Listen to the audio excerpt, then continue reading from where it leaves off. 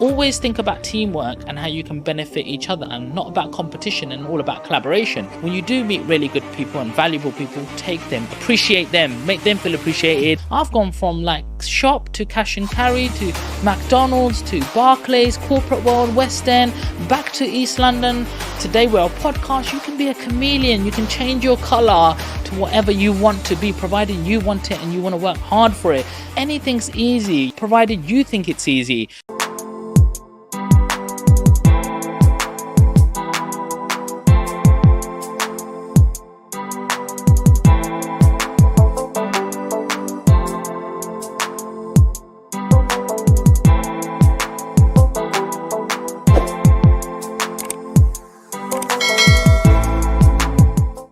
Hello and welcome to another episode of the Need to Succeed podcast. And like I always say, this podcast is really designed to have incredible conversations with phenomenal entrepreneurs who are doing great things in their fields. Because here's the thing, two people could go through the exact same situation. One person decides because of this situation, they're going to go on to become wildly successful. And the other person decides because of the exact same situation, they can no longer achieve the things that they want to achieve. Same scenario, different outcomes. And what we do on here is to have an understanding of what is the difference in mindset between these two people. And that's exactly what we look to uncover on the Need to Succeed podcast. And today I have got an absolutely incredible guest. He's someone who I've been following his journey very, very closely over the past weeks and months, because what he's been able to achieve coming from humble beginnings is absolutely phenomenal. And today we are going to get to hear a little bit of that story. Ladies and gentlemen, please join me in welcoming the main man himself, Mr. Sean Land. How you doing, everyone? You good? I'm very good, brother. How are you? That's a lovely intro, my bro. Did you like that, yeah? I liked it. Good energy. We were just talking about boxing. You feel like you're ready to run in? I'm always ready, man. You've always got to be preparing, you never know what fight's coming. Absolutely. Honestly, first of all, bro, thank you so much for gracing us with your appearance. It's an absolute honor to have you in here. Like I said, I've been following your journey and it's genuinely incredible and really, really inspiring. And hopefully we can share a bit of that today. 100. It's all about sharing, especially the next generation all needs to know, exactly what it actually takes, what actually success means, what are the rooms they need to be in, what's the right attitude, and not be following also the wrong people, because sometimes you can get sidetracked when you're looking at all of these flashy toys and these Urises and people hanging around in that Dubai lifestyle, and you think that's where I want to be, but really, do you? What does it actually mean to have that lifestyle? What does it actually mean you've got in your bank account? What does success mean in terms of money to you? Because it's different to every single person as well. So we'll dissect this down, and hopefully some of the experiences that we've gone through adds value to this podcast. You know what? You could have set that up even better, right? Because here's the thing. We've actually got a tradition on this podcast. And the very first question that we ask every single guest is, what does success mean to you? Success means just getting up every morning and playing the day exactly how I want to play it.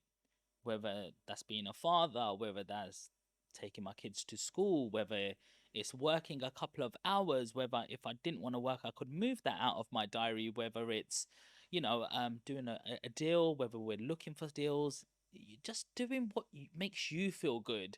Um, but of course, you need to make certain chess moves within life to get to that position.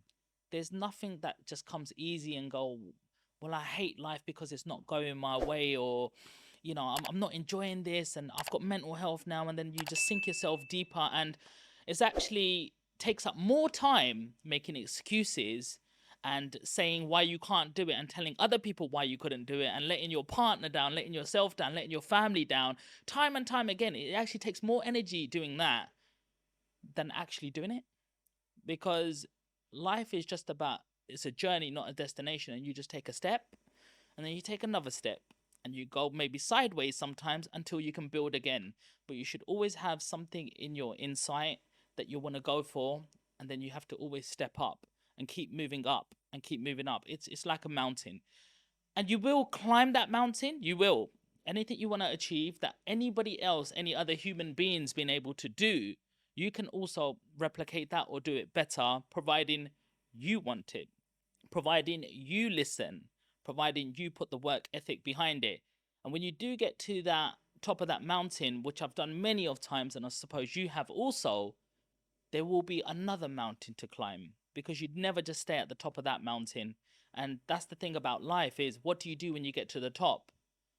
Because sometimes you feel a little bit lost. We were talking about boxing earlier on, and I could really relate when you talked about Tyson Fury, and he became world champion, and he came back to Manchester, and there was not a single person to greet him for something that he'd been working his whole life towards, to becoming the champion, the heavyweight champion of the world. Didn't get no gratification from anybody else, and to himself he said, well, I've achieved everything that I wanted to now, because the only thought in my mind, I wanted to become champion. So I've achieved that. What happens now?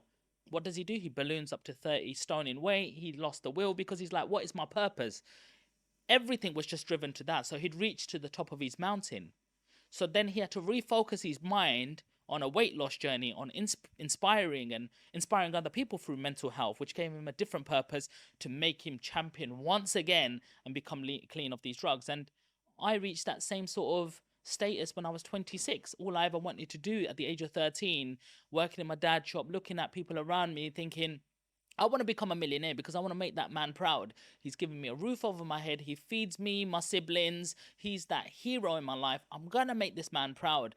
And every single day, that thought never left me, is what am I doing to become better? What am I doing to become more successful?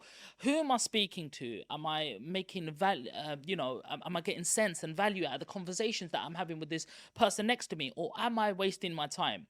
And yes, we do waste our time when we're young as well, because you're just young, you're immature, you want to go to that house party because you hear all these magical things, but sometimes you get there and everyone's just pissed around you, and you think, was this the thing that they were talking about? I can't even remember what happened the next day. Was that really a good night? So very quickly I learned some of these things on how to sort of be more productive, and I did achieve a millionaire status. And it was a real journey through so many different jobs, and doing not 5 days but 7 days and evenings on top of that, whatever it took. This is why I say you can achieve anything, because you are in control. But whatever it took, I got there. And then 26 came, and then I actually was like, well, the accountant said I've got all these properties, 250, 300, 150, 300. Oh, you're a millionaire, by the way, Sean. And it's like, wow, cracked it. Okay, now what? And that's when that's when the real fight starts. And then you really find out about who you are and what you actually want from life when the money is all said and done. Wow. I love that, bro. I just let you just riff it out, because that was really, really incredible. I could tell that passion, where it's coming from. Hopefully we can uncover that as we really kind of go ahead. But the key thing of what you've said there, I think in the latter part you spoke about money, right? But the very start, it's about the freedom of choice to do what you want, when you want. You wake up and say, okay, cool, how do I want this day to actually play out? And I think if most people really dug deep and really thought about what does success mean to them, I think it's got to come down to that. People just want to not be dominated. They want to not have to do something because they want to do it. Everyone's got their own passions. Everyone's got things that they want, love, and enjoy doing. And if they had the option to just be able to do that, irrespective, and there's not going to be any capital punishment. I don't mean death. I say capital punishment, I mean any financial, restrictions because of that. I think ultimately that's really how people would define success if they really kind of thought about it. But what I'd really like to do, you touched on it a little bit, is get to understand your journey a lot more. Yep. Because I really feel that that's where, the audience is going to get a lot of the learnings from. Yeah. Because even just touching on the couple of things you just touched on there, I thought, wow, at that age, like, how do you have that kind of mindset? So let's get into that. What were you like, first of all, as a kid in school? At school, I was the annoying kid, the one who spoke too much, the one who asked too many questions. I had a very good home life, and I was treated like a prince. Every father wants a son, especially from my culture. My dad had, my older sister, then another sister, then he had me. So I was the sunshine in his life, my name carrier, my seed. Then my sister came along again, and then 10 years after, my younger brother came also. But I was the one who's a little bit spoiled. I'll be honest, what does the boy want first? What does he, like a little prince. So having that lifestyle at home, I thought that was normal. And when you go into school, it's not that way. So when you kind of think you can say certain things because I'm trying to work it out myself right now, maybe in school they're like, "Who the hell are you?" Bang, punch him. Like hit him. Like they didn't understand it. And maybe I asked too many questions because I was able to do it at home. I was inquisitive because the only way that I could spend time with my father is we had a corner shop. My granddad would do a shift in there, my dad, and then my uncle was his business partner. So it was like a real community hub.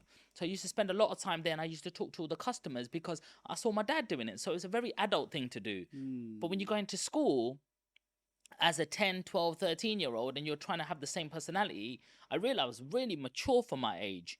So I was trying to have these mature conversations, and everyone else is like, who won in Grand Theft Auto or Micro Machines or PS around his house? And I didn't even really enjoy them things that much, to be honest, because I was like, well, I've tried it on the TV, and 2, 3 hours later, I'm still doing it. And then mum wants to watch EastEnders or Brookside, and I'm just so fixated in this game that I wouldn't even let her have the TV. And so I became someone who I didn't want to be. And I was like, no, why did you switch my PlayStation off? Like, I'm getting angry. So I was like, hang on, how did I let that machine do that to me? And what value is this bringing to me? So very quickly, I realized who I was, but in school, it was very tough. And I went to one of the roughest schools in East London, Rokeby School. It actually got shut down by Ofsted a year later. And every day was like, when you walk into this school, you could just see these night owls, these eyes looking at you. And if you're in the tuck shop, they knew you had money. So they would come straight up to you, money now. And you're just like, oh, just need 20p, bro. Just need 20p. And it's like, but I've only got that enough just to buy my onion roll, them onion rolls with a little ketchup in it. And they were like, just money now. Or you'd buy something, and as you're just taking it away, they would just take a big chunk and bite it out, and you're like, just take it now. Like, I'm not going to have it with your lacy sort of saliva all over it sort of thing. And in classroom, if you ask the wrong question, it's like you made the class stay behind 5 more minutes because you were too inquisitive. Beat him up. It was just raw, man. Behind the maths block, there was always a fight going on. You'd go bathroom and you'll be going, urinating like on the side, and next minute somebody would just spit on the back of your head because they thought it was funny.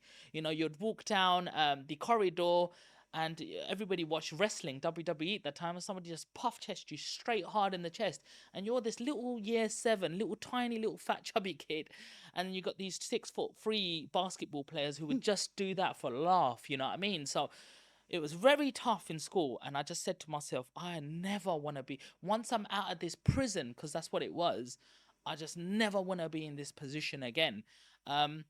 When I went into college, it was actually very different because there was girls around. It wasn't male, as masculine. And we used to walk down the link, which was like a bloody fashion show. Every time you'd walk with a different girl down this, and everyone would be looking at you, and it was a whole different vibe. And I realized I was this really angry kid because somebody locked eyes with me, and I'm like, "What you looking at? What you want it?" And then people would just say, "Sean, like, calm down, like." You don't have to be this angry guy. But from where I came from, if you put your eyes down or you didn't look a certain way back, that's it. You're getting it. Big time. Like, and when I say big time, it's like we'd finish swimming, we'd get pushed underneath these flats, broken glass, concrete. I don't know if you can imagine that. And then the whole 2 years will be there, 60 kids, and it's like, and it's just you left with another guy. He goes, yeah, you swore at my mum, yeah? And I'm like, bro, I don't want to fight you. Boom. And you've seen 3 of him in front of you, and you think, and everyone's just shouting like dogs. Yeah. And then you're having to fight, and I always fought back. And then at the end of it, they hold you up like this champion and go, yeah. And I'm like, just get off me. Like, I'm just a little kid. I don't want to be in these fights. I don't want to be bullied. I don't want any of this. Just let me do my thing. So I think that was my why. And that gave me so much strength. I could have either swum or sunk. It was either time for fight or flight. And I chose that I was going to fight. Life isn't going to be easy, and it's not given out on a plate. So if I can fight the situation, the whole world that's coming for me is going to be easy peasy. So that's what I ended up doing. And then on the side on the side of things, like I used to work in my dad's shop, and I used to do the pricing up with the pricing gun. And then eventually my dad used to give me the invoices, and he goes, look, Sean, this is the VAT.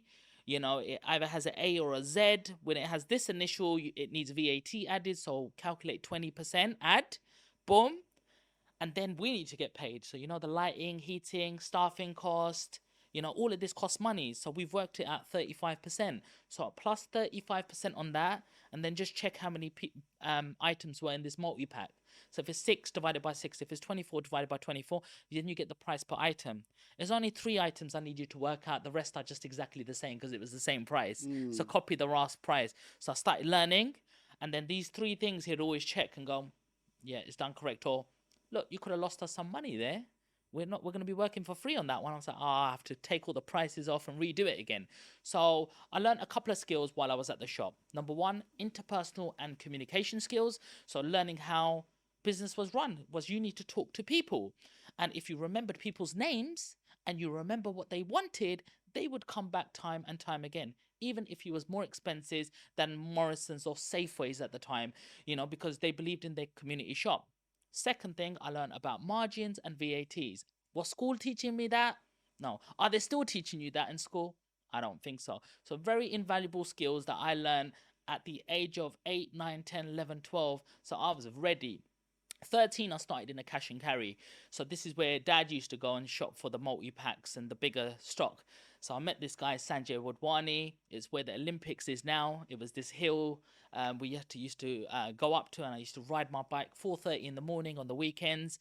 So as a 13-year-old starting at 5 o'clock, wow, cold, dark, and I had that will to get up. But guess what? I was finally going to get paid, because at the shop, you would never get paid. You wouldn't even get one of them Panda pops that were 25p. So I started in this cash and carry, and you can imagine it's concrete floors. You got a tin roof, no insulation, freezing. So I always wore 4 jumpers. Made some, good friends. Lithuanian people, Polish people, people from Southeast Asia, and I learned about diverse cultures and how people ate differently at lunchtimes, and I would try different foods and cuisines and open my brain up. And the job actually was to pick up this heavy item, scan it, and put it on another trolley, count the items, and there's your bill, sir. And I thought, you know what, this is backbreaking. So I thought about people. Hey, I used to work with people in my dad's shop. And if you know what they want, then you know the items. So I looked at the items and they had 8 digits on the barcodes. So I was like, punched it in on the keyboard and the product came up. And I was like, okay, I'm going to start remembering barcodes. Age 13, 14, 15, I learned all of the barcodes of thousands of products. All right, 8,1970, 20 kilo rice. Don't need to pick that up no more. Boom. Maggie little cubes. Boom. All of these South, You know about the Maggie cubes, yeah? of course, man, kavasa and aki, soulfish. Yes. We come from all of that, callaloo. So I learned all of these things, and so sometimes in life you need to remember, take a step back, take a deep breath, and things all of a sudden become a lot more clearer, because often in life we end up overthinking. And that overthinking is going to leave you in a position where you don't know what your next step is. So I learned that at a very young age.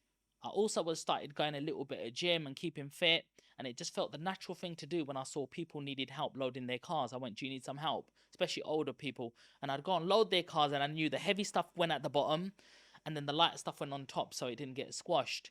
And then I realized that, they would give me £5 for a tip.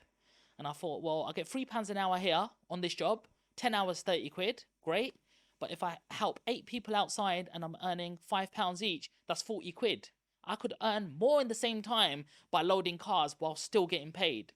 So guys, don't cheat yourself out of money when you're in that work environment, and don't, sometimes we think we could be doing something else, or it's right in front of you sometimes, how you can be more productive.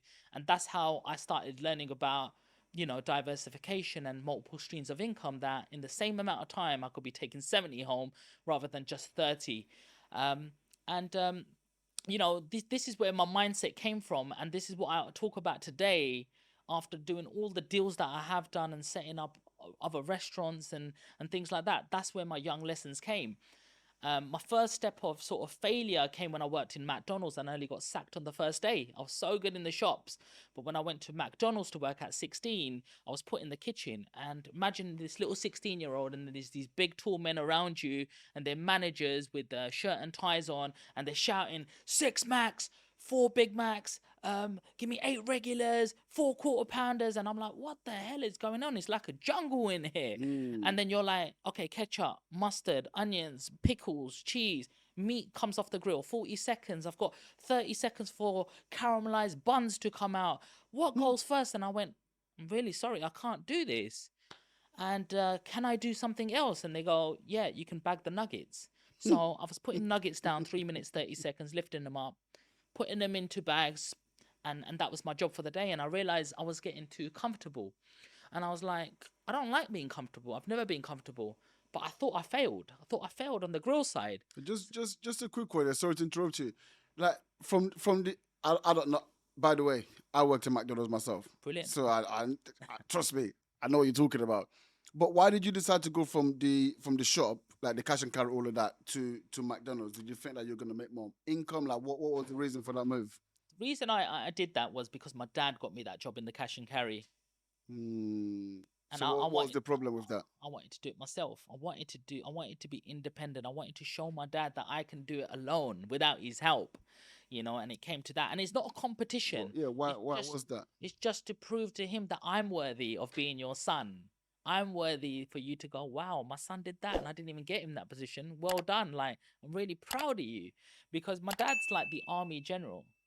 If you sit with him today, he's a very lovely man. Like you'd get along with him, and he's a man of very few words, but really, really good guy.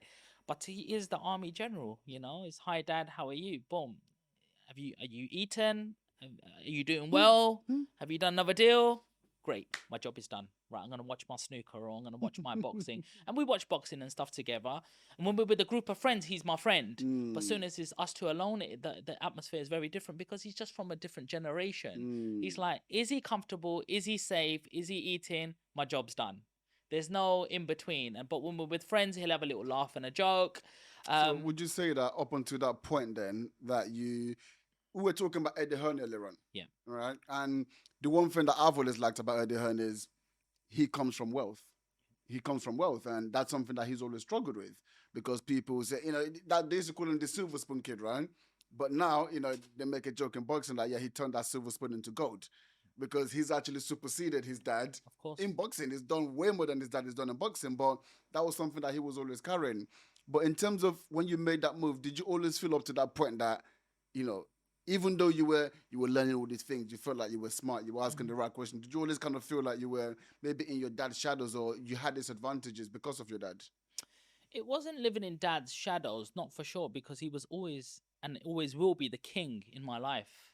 Whatever he's around, he's my king.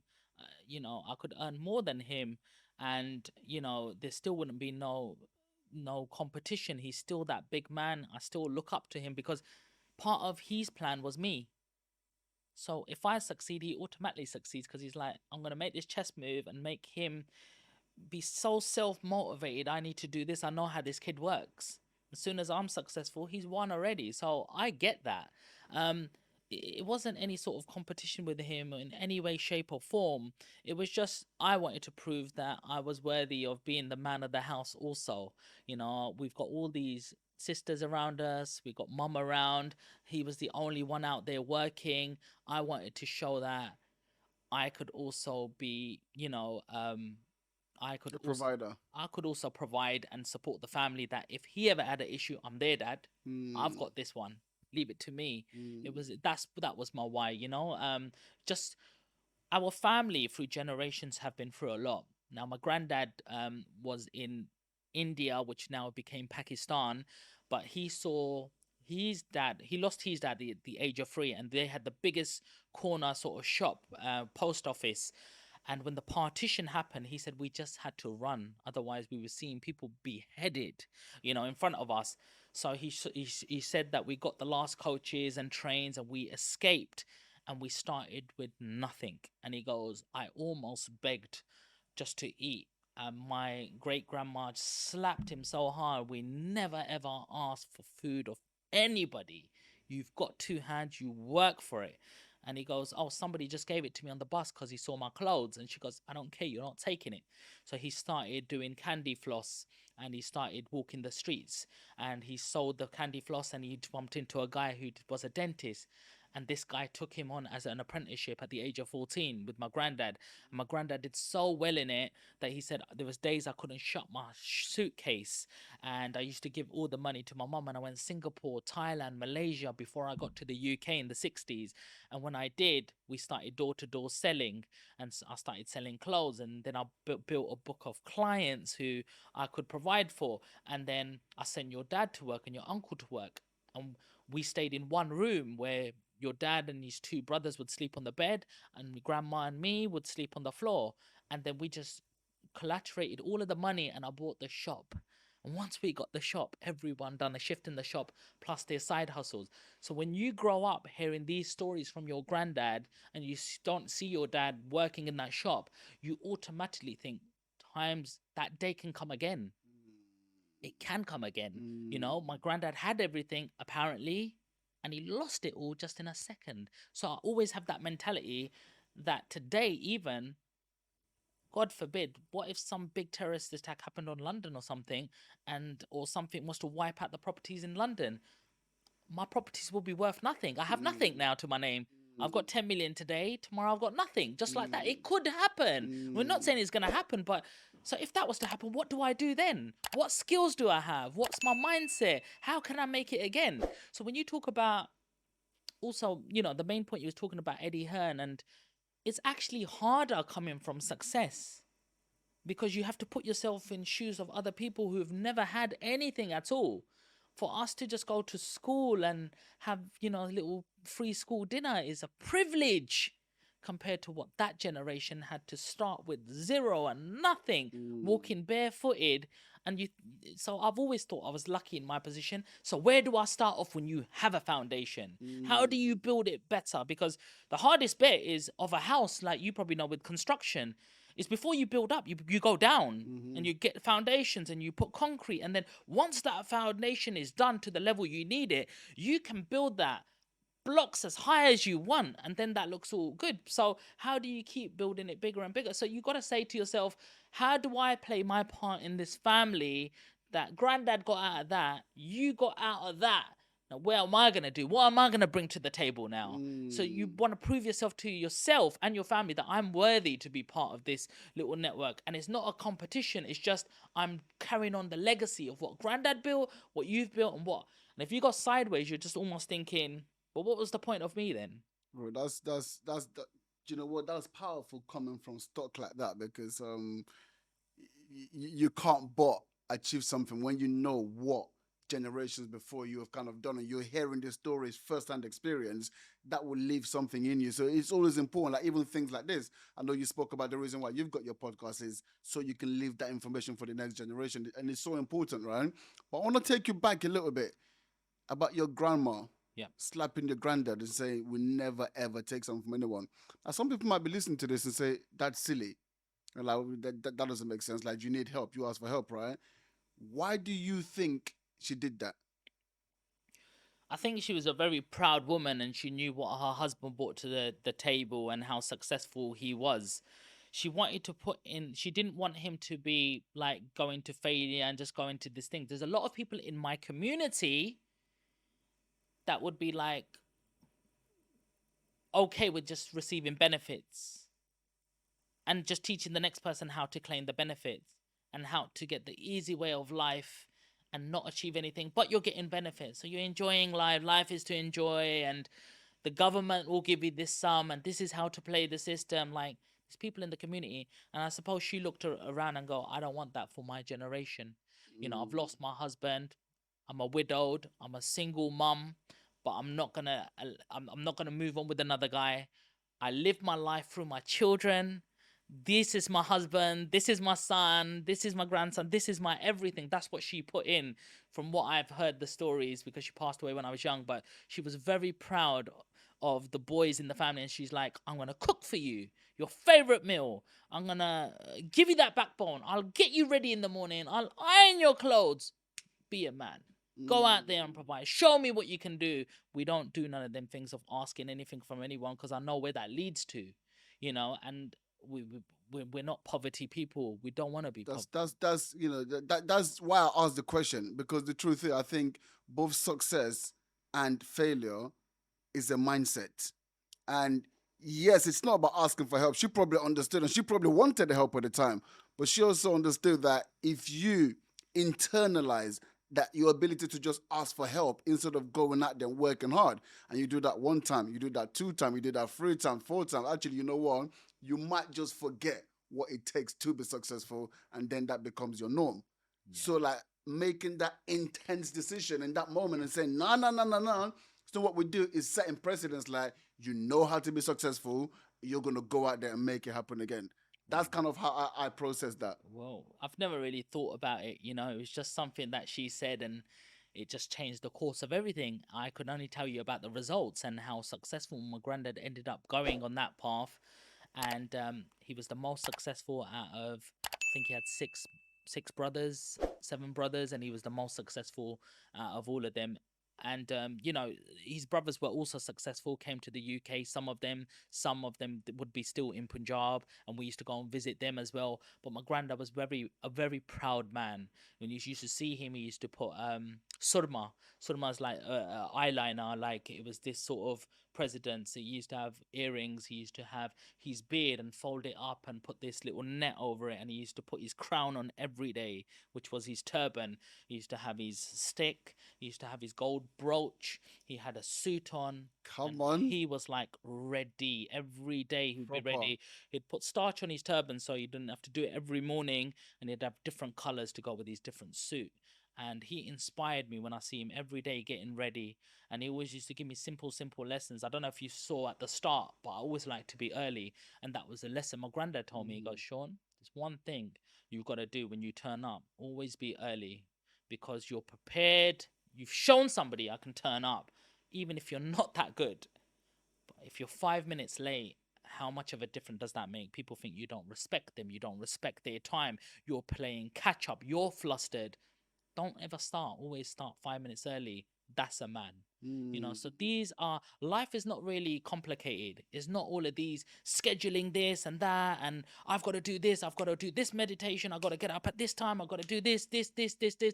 Life is very simple if you want it to be. What is the task in hand? What's my attitude got to be? What does this task need me to do?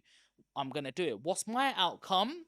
And does that outcome lead me on to where I want to go in life? If it doesn't, well, I'm going to carry on doing this and I'm not going to leave this security until I find another thing that I can do to surpass this, what I want, what I'm passionate about, what's going to get me more money, what's going to make me happier.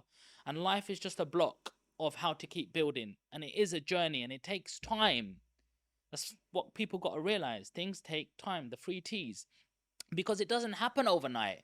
And if it does, it's not going to last. Because how many people you've seen win the lottery and then they blow it and lose it just like that because they don't have the right mindset. They Mm. think £1 million gonna last forever. I see £1 million and go, shit, that ain't gonna last very long. You know, once you've bought a 400, £500,000 house, you've got £100,000 car, most of it's gone. Then you've got a lifestyle and it's gonna be 100,000 a year, 3 years, it's all gone. Boom, just like that. And that's me being conservative. Mm. Yeah, and that's not me even going, yeah, let me live it up in Dubai and spend 20 grand in this speedboats, that plane ride, that helicopter ride, and living that lifestyle. It's gonna go even quicker. So you gotta realize what money is. There's three things you gotta learn about money. First of all, is how you respect money. You got to learn how money works, but most importantly, you got to learn how to earn money, you know? And once you learn them three things about money, money will just start following you Mm. because you'll start learning how to respect it, so you'll be saving it. You'll learn how to second budget it. And once you learn how to budget and you're starting to learn how to earn it, you will just start increasing your wealth very quickly, and you won't even realize my Lloyd's account's full, my Barclays account's full, my business account's full, my Halifax it allows me to run every single day. And you can start doing things like what we're doing today as for fun. You know, you learn how to provide for your partner, your kids schooling, their private tuitions on Saturdays and Sundays to bring up really good human beings. You find time to go gym yourself, look after yourself and your mental health, and all of a sudden you're a very calm person and everything comes even more clearer, and money just starts getting attracted to you because you're thinking, I want to be around that person. that seems like a good business. Let me research. I've got a couple of hours to research about that. Let me take somebody out for a lunch.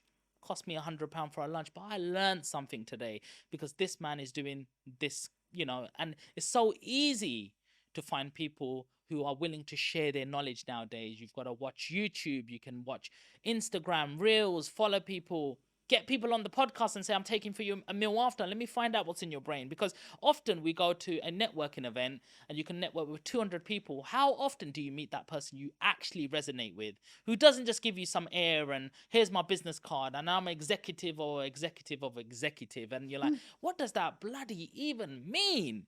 And then half the time you even meet them and it's just a bloody waste of time and full of air and people just trying it. So when you do meet really good people and valuable people, take them, appreciate them, make them feel appreciated, and they might share some of your knowledge, and that's all you need to spark up that new business. And the amount of businesses we've been able to start, bro, just by following that process, I can't tell you, Amazing, man. Amazing. Bro, I want to take you back a little bit. So now we're in McDonald's. Yep. Yeah. You're flipping nuggets. Yep. Yeah. Let's go. So flipping nuggets, I realized I was too comfortable and I thought, nah, ain't having this. So because I was on chicken side, on one side you cook the stuff, the other stuff you make the burgers. So I said, can I start making the burgers? They're like, go on then. So started heating them on the hot platters, and then use the steamer for the fillets. Realized you make the burgers upside down, so I upskilled myself. I went on the fry station on a very busy time. It was in Galleon's Reach in Beckton, and it was like where they shot the commercials, and everybody used to come and get their shopping on the weekend. So I started learning every single thing. I met my arch nemesis, the grill, and I took it on.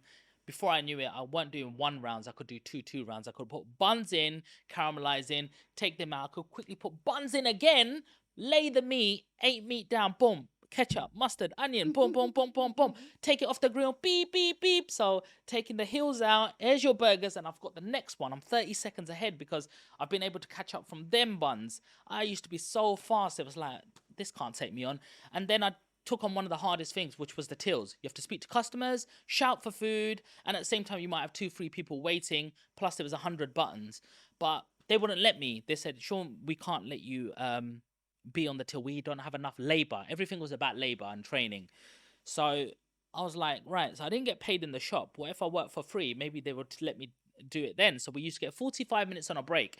I went, would you mind if I worked on my break? And they said, if you want to, because it was like an obscene thing to do, work for free. I went, all right, great, cool, fine. I ate my burger in 15 minutes. I was out for half an hour. After 2 or 3 shifts, I learned the whole till system. I was like, this is new, because I always wanted to find the next new thing. And then I was on chicken side one time, done at 8 o'clock to 4 o'clock, ready to go home. They're like, oh no, Sophie hasn't turned up. We need someone to 8 o'clock, at least for the rush. And I went, I know, till. And so then I'm like, I'm actually going to get paid now to do the till system from 4 to 8. And I used to do an 8 to 8, 12-hour shift. This was nothing compared to the cash and carry and breaking my back. I used to just a little bit of burgers and put it in a little B bag or a C bag, a little bit of fries on the side, a little apple pie. There you go, 2 folds away, 2-part greet, 2-part fun for well. Is that large? This is easy, man. Nothing. So you got to think in life, how do you create value? Because I turned myself at that stage into an asset.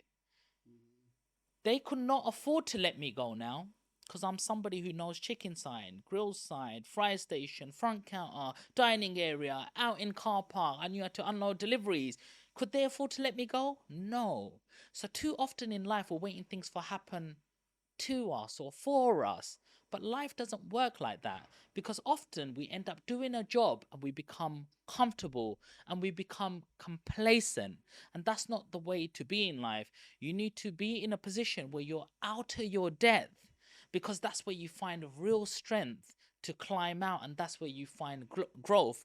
And that's what I was. I was indispensable at that time, that nobody could tell me you're out. We don't want you no more. It was an asset, and I could move around. I could have a shift that I said, can I be half on the tills and half in kitchen? Because it doesn't feel like the same job now because I'm doing different roles, and that's what it was. So I did that. Then I went into university. Monday, Wednesday, Friday uni, Tuesday, Thursday, Saturday, Sunday in McDonald's. Saved up, 17, passed my driving test, bought my little KA, paid 2 grand for that insurance. I was proud I could pay for my own expenses. I was at uni. Fortunate uni was about just over £1,000 per year. Got through all of that. Did my accounting and finance degree. And I also got a part-time job in an accountancy firm throughout my degree. It was my dad's accountant, Lal Ondia in Manor Park. And I went there and I remember wearing my suit and tie, and I sat there and I said to myself, yeah, like this is the job I'm going to be training for.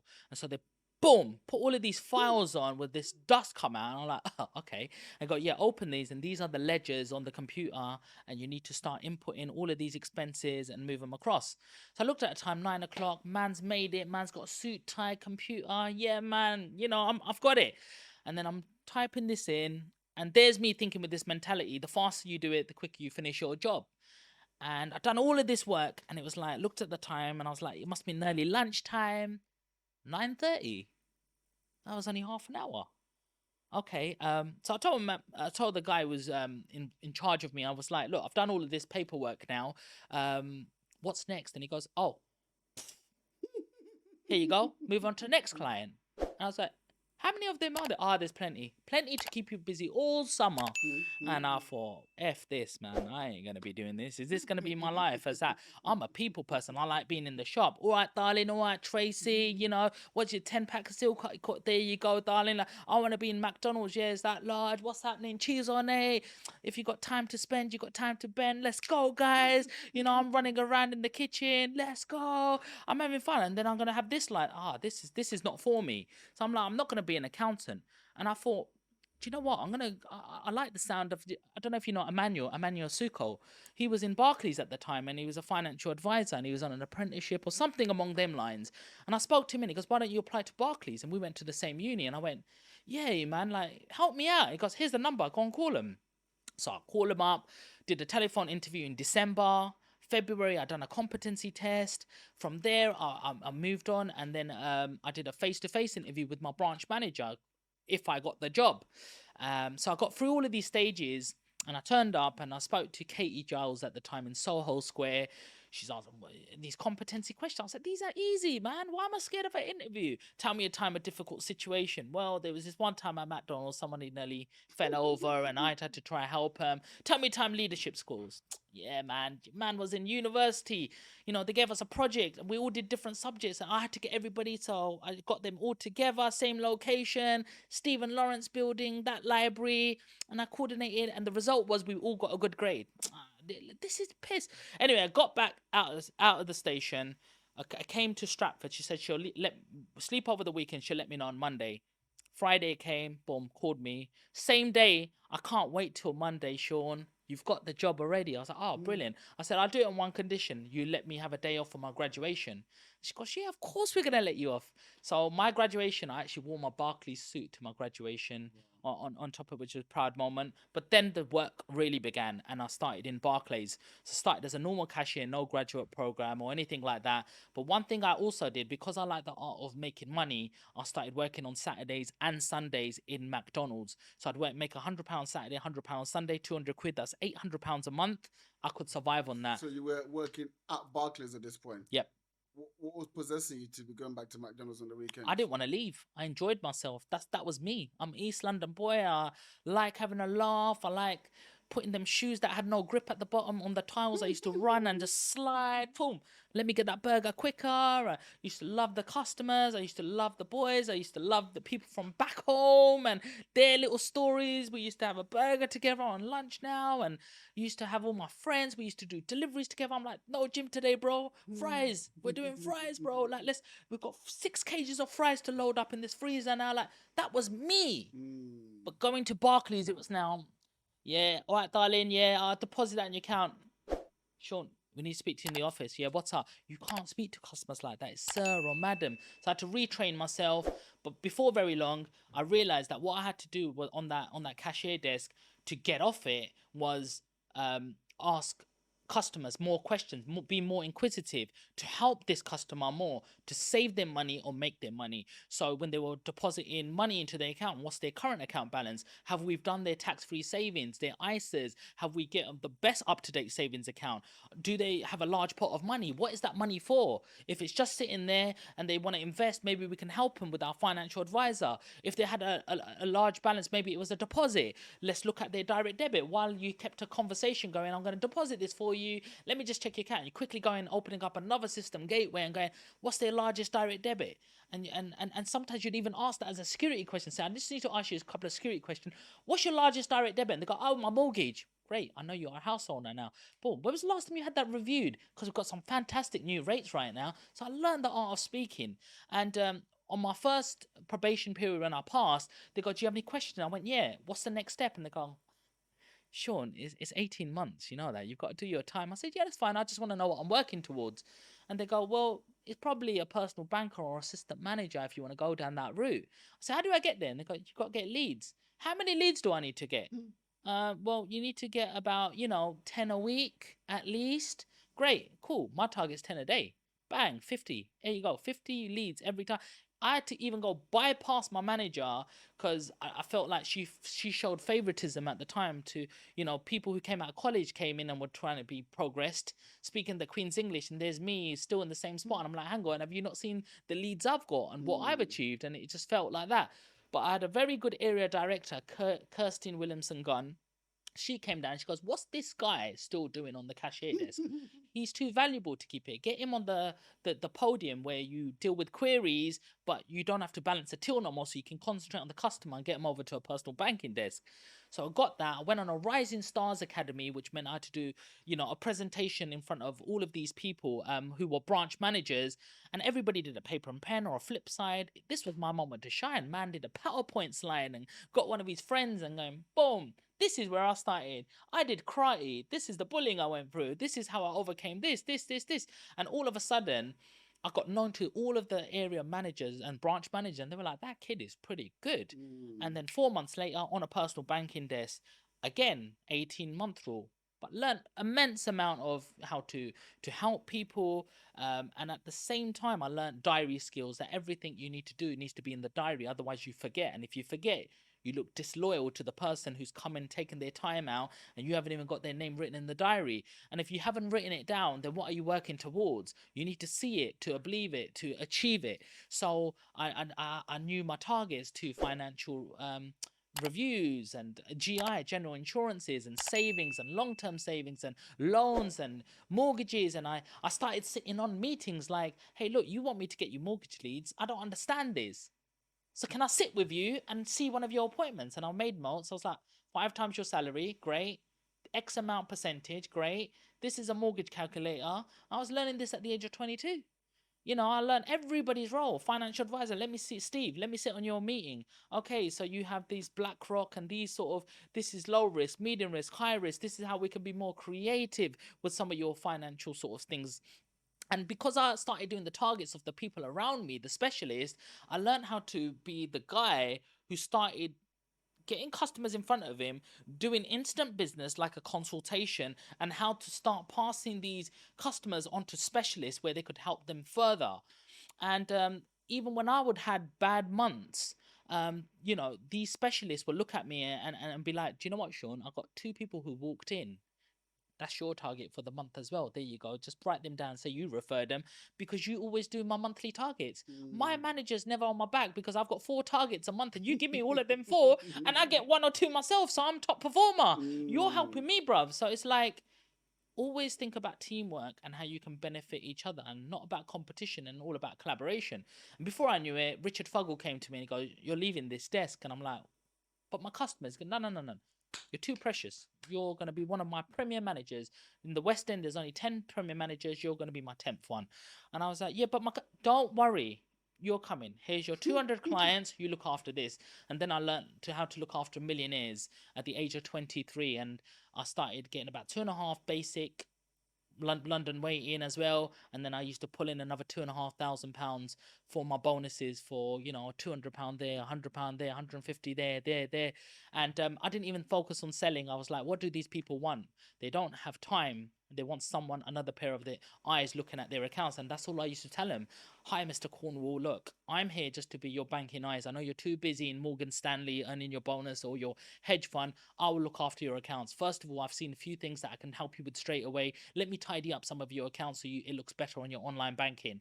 So that was a wicked in. They would take me to their IOD clubs, institutional directors clubs. They used to take me to their, the Swami restaurants, and I'll be like, I don't want to come here. Some of them had their clothes shops on Savile Row where Elton John would go and see them. They're like, Mr. Land, pick up any shirt you want. And I'm like, please, I really don't want anything. Because I don't know if I could do that next deal for you. Because there's an algorithm that they say I can do it or not. But they were like, they would insist. And, so I learned all of that sort of stage.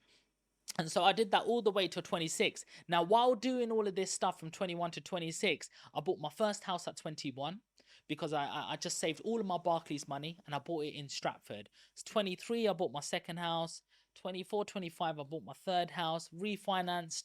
Olympics came to Stratford. You had Crossrail coming in. My house prices were going 180, 400. 450. I'm like, what the hell is going on? But I just believe that could have been my luck. But at the same time, I could have easily chosen to stay in my bed. I could have easily chosen to have free weekends and be spending rather than earning and not have the opportunity to have a deposit there.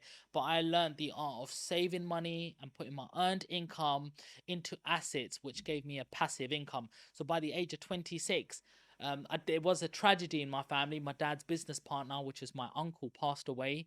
He was only 54. He fell over in the night, bang, hit his head. And I realized, wow, life is short, man. This is like my father. And one day you see him, next day, life support machine, and we lost him. It was a real hit to the family, the first loss. And it actually took my granddad 2 years later, and then my grandma went a year later. It was like the whole family just went after that, because of that loss, and it was a real heart pain. And I thought, I'm leaving 6:30 in the morning. Everyone else leaves at 5. I do my research, Dropbox, check large checks, and stay until 7 o'clock just to be number one in West End. But that's just a trophy. That's not real. So I started matching my income of 4 or 5 grand from my properties at the age of 26. I reached millionaire status and I went, let's stop being greedy. Let this job go. Let's be there for the family. I started helping my dad in the shop with a few shifts. And then at the same time, I started my building journey and I hired a builder and I started doing renovations. I said, what do you need to this builder? And he goes, I need a laborer. Okay, cool. What does the laborer do? He mixes cement. He cuts stuff for me. He passes all the heavy bricks. Great. What's the next thing you need? Well, I need material. Where'd you get them from? Building merchants. Cool. Come on, then let's start. And he goes, where's my laborer? I said, I'm here. He goes, where's my material? I said, I'm going to go and get them. And that's it. I just started feeding him with whatever he wants. Same time, I was controlling my material costs, seeing where they all went. I was seeing how hard that worker, who I had to pay daily rate, how hard he was working. And the harder I worked for him, the easier his job was, which meant more outcome. And I wasn't scared of going back to dirt, digging foundations, and then picking up more people for laboring or hiring brickies for project managing and engineer bricks, or are we mixing concrete for foundations, or are we pumping that in to save time and mess? And that was my building journey, and that grew for me. And I had projects where builders quoted me 140,000 for projects, and I promise you not, I got it done for 38,000 myself. I used to hire it from HSS Building. Equipment, any pulley systems for RSJs. I worked with the council to do with building control. I followed building regulations, what they wanted on plans. I used to have the main builder with me until I worked with even in McDonald's. This lady came, Bernice, and she goes, I know you do building work, don't you, Sean? I went, yeah. And she goes, I want to introduce you to somebody. So she introduced me to Anna Vallis, and Anna Vallis was a designer. All of her stuff used to go in the magazines, and I'll show you this after as well. But we made this beautiful black cladding, zinc coping, parapet, roof sort of struts, and wide to wide doors like that created outside to inside feel, Shoreditch Hoxton feel lamps that were coming from the ceiling, exposed beam. Normally you have your beams, your insulation, your plasterboard, and you skim it, don't you? But this was like opposite. It was like the real wood beam sprayed with 3% paint, birch plywood where you can see the grain, and then we had to get on top of the roof to put the insulation, longer nails, and it was just totally different, bro. It was a totally different construction. We made the whole thing out of plywood. It was 6 meters by 6 meters, underfloor heating. We had to wrench this thing up and stand there, bolt it down. No builder would take it on. I took it on and I had some real fun. But I ended up feeling that I was always the middle person. I had to manage builders this side and materials, and I had to manage a client with what they want, with the budget they needed. And I think I got what I needed out of the game at the age of 33. That I realized 33, 34, I realized, I've done all my own extensions. I know how to leverage people now. I can get little teams of people doing certain things for me. So I can get a ground team and they say 10,000. Yeah, that sounds reasonable. It's probably 4,000 more than I would, but I can earn 4,000 somewhere else, a lot more through my consultancies or whatever I'm doing elsewhere to, understand the cost that they're providing. Once they've done the foundation and I know the groundworks are done and the foundation's done, next thing, just get a pump. Get concrete single, any one of them, they're pumping the concrete, done. Okay, bricklayer in, engineer bricks, DPC, damp proof course going on. First layer gets done, get the beams done, insulation, get the renderers in to render. You get your electricians come in, you contract that out. How much you charge me for these electrics? Cool, I'll give you the materials because I know the main suppliers are. I'll save my money there. And just by project managing little teams, you can easily complete a project. If I want to go, I don't do it as much now. I prefer to, where I am in the market, I'm very cash rich. So I've now turned myself as one of the players in the market where 25% discount I complete in 7 days. Boom. So I've done deals that are worth 800,000, and I said I'll pay you 480 for it, but I'll do it in 7 days. Are you sure you can do it in 7 days? Because he's got something else waiting. I'll do it. My word is my bond. Forget what the contract or solicitor says. Boom, straight cash transfer done. Searches. As soon as the solicitor goes, it's all good. Searches, everything done. Here's the money. Send it to him. Stamp duty paid. Done. Boom. And then you'll just go to the bank and say, look, I've got this asset. It's worth 700 grand. Can I have a 75% mortgage? They give me my £480,000 back. Boom, got the property for free. You go to the councils and you get certain deals done with the council. So when you become a portfolio landlord, you end up speaking to the right people again, and they'll be like, yeah, I've got home office or this person or that. You don't even need a license or any planning for this. If you go straight direct to the council, the council will be able to run this for you, and you'll still get double the rent. Great, cool. I don't even need to do HMOs and run rooms and go on spare room and do viewings anymore. Like, I used to do all of that. I used to do rent to rent from my dad's properties. I was like, Dad, you got two properties that you keep getting empty. Let me take over. I'll give you this X amount, and maybe I can make some change on top. So it's just about you looking around, using all your resources around you, and I did all the HMOs, did the rent to rent, did single dwelling houses, did development, and now I don't actually need to do that stuff. And I want to teach people that stuff, but I actually want to teach people about your mindset that you can do anything that you want to. I've gone from like shop to cash and carry to McDonald's to Barclays, Corporate World, West End, back to East London. Today we're a podcast. You can be a chameleon. You can change your color to whatever you want to be, providing you want it and you want to work hard for it. Anything's easy, it's provided you think it's easy. And we haven't finished yet. I'm 37 now, and we're just getting started. I've built my foundation, and I want to see how I can get here. And I'd love to come back here in a year's time or 2 years' time and say, bro, we're here now, and this is who we've conversated with, and this is where we're getting to now. Bro, like, honestly, I can see why you want to do something around mindset, because your mindset, just listening to you speak, is insane. But also looking at, there's a lot that I would love to unpack in kind of what you just spoken Yeah. about there, because there's so many nuggets, and I hope the audience was able to pick that up.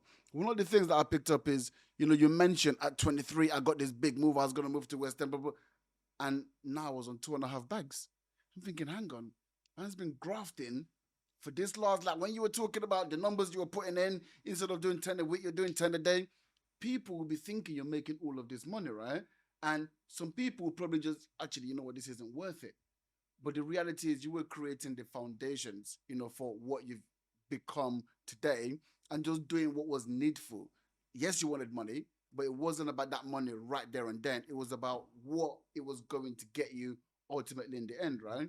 And that is so key to any entrepreneur, or even someone there who's got a 9 to 5, thinking, I'm just working for this person. I don't want to be doing this. It's, you don't know what tomorrow is gonna go, but while you're there, you're learning under their money. They're paying you like for an apprenticeship. They're paying you to learn all this stuff.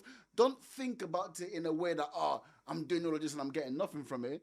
Think, well, actually, I'm getting to learn all of this on their time, on their words. So when I'm ready, I can now implement these same things into my business. You can afford to make mistakes on their time. Mm. They'll cover you. Do you know what I mean? But remember, one day you're going to have employees too if you've got that entrepreneur mindset. Mm-hmm. How hard do you want that employee to work? If you also don't know how to work hard in as an employee and give it your best, and you don't know what motivates you, how are you going to know what's going to motivate your employee? How do you know how to push them? If you don't know what it feels like to be, that's why I always start at the bottom wherever I go and climb up to the top. How did I become a successful Premier Manager? Because I knew what it felt like to be a cashier. I'd learn and train them because I was like, do you know, last year we were doing this together. You're my brother. Millionaires Club. You need to get to a millionaire. Man's gonna help you. I've got all the millionaires I'm looking after. As soon as the large one comes in, I'm gonna say you gave me that. But bro, do you know what? I'm struggling a bit on mortgages, bro. Really? Yeah. So every customer today, go on the direct debits and you'll see a large balance. Just ask them, can we review it? We've got good rates. That's all you gotta say. And if they say yeah, just say, is that your up-to-date phone number? I come down, every single one's got, I've got 2 leads for you, Sean, 2 leads for you. You got to know how to motivate other people. And I'm like, you gave me the best lead. Here's 500,000. Oh, by the way, I got 20 grand for you. It's not much, but you still got me a good lead. I know you tried. And then they're like, Sean always helps us out. He's always there for us. Because I knew what it felt like when somebody goes, I know you've had a rubbish day, but you've helped me. But here, put this under your name, and we're going to give you a little bit of, some kudos for that day to get closer for your A goals. little leg up. Yeah. Amazing, bro. Honestly, so incredible. You spoke about, one in a year or two. I'll say let's stick it to within the year. I would definitely love to have you back on it because I feel like there's, so much more that we can discuss. But also I know in the next year, there's gonna be even more that you would have achieved that would be really, really great to unpack and obviously share with the audience as well. But we've got two traditions on the podcast. Yep. The first one we've already been through. That's the first question. The second one is the last question, which is with everything that you have now achieved, and you've done a lot. Like, what is now your need to succeed? It's just legacy now. It's just like in terms of what do I leave my mark on the world? Been given such a good foundation. What am I gonna leave behind when Sean Land's not speaking anymore and he's not around no more? What is it? And I'll tell you, I'll actually tell it. People don't tell you what they want to get to or what they want to achieve, but I really want to get to. I love the camera. I love being in front of. I love presenting. I think I'm qualified to speak and interview people also because I've been through a lot. But I want to build schools. Yeah, and I don't know if that's physical schools or online schools. Yeah, I don't know how we can reach more people because we're in a digital era, but I want to be in a position where I'll be in Africa or Ukraine or Southeast Asia and we're able to do a show and like, hey guys, I'm in Uganda today, and do you know what? Let me show you a couple of the places around. So I'm a little bit of a sort of tourist and showing you like a lifestyle challenge. Next minute, I'm showing you right. We're speaking to the local council, and these are some of the issues and problems this demographic has here. Second of all, this is a plot of land that we've been able to raise money, and we're going to build a school. So meet the team. So let's show you how to do foundations. Let's show you how to do brickwork, and let's show you the construction. And at the end of it, we leave a plaque that Sean Land built this. And then, we leave a school, and maybe occasionally it'll be entrepreneurs like yourself and other people that could say, look, these are places that we've set up. Whenever you have a week or something, there's maybe some little accommodation, very simple. You can stay there, but maybe you can give some free lessons to the kids, and then we can let people vote for the next place, like in Ukraine or Southeast Asia, and we just keep going and let the channel go. That would be my dream. I haven't thought past that, but that's where I'm gonna go to, and that's what I'm gonna do. Even if it takes me 30 years now, I've got what I've needed for myself. I've got enough assets, and I can make enough chess moves. I've got my family. I've got everything that I need. I've got the house that I want, cars that I have, and I feel that I've been very fortunate, and it's not mine to keep. It's mine to share. That the teaching I've got, you should also have this teaching as well. And if you don't, why not? And I'm happy to share that because that is real wealth when you can do that. Wow. Sean Land, thank you very much. Thank you for having me.